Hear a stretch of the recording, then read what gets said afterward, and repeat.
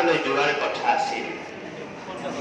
তাৰ পৰা হেনো এখন বগা চাদৰৰ দৰে দেখি ব্ৰহ্মপুত্ৰখন, পাৰ চৰাইৰ বাসজৰ দৰে দেখি ঘৰবোৰ, সাপৰ দৰে দেখি আলিবাটবোৰ, গাড়ীবোৰ হেনো পুতলা যেন দেখি পৰুৱাৰ দৰে দেখি মানুহবোৰ।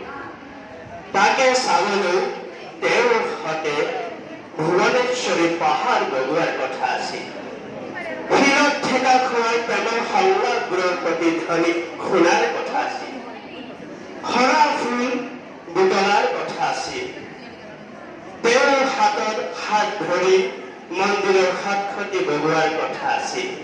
কথা আছিল নিসংগ ঈশ্বৰৰ চকুৰ মচি দিয়া। তেওঁ আহিব বুলি ৰঙা হৈ উঠিছিল পাহাৰখন, কঠোৰ হৈ উঠিছিল শিলবোৰ, ফুল ফুলিছিল বুকু ঢাকি, চৰাইবোৰ আহি ৰৈ আছিল গছৰ ডালত। কৰবাৰ পৰা এচাতি অচিনাকি বতাহও আহিছিল তেওঁৰ চুলিৰ অৰণ্যত বাহ লবলৈ। গোটেই দিনটো মই কামাখ্যা পাহাৰৰ নামনিত তেওঁলৈ ৰৈ আছিল। কথাটো নাছিল তেওঁ নহাৰ। ধন্যবাদ। ধন্যবাদ।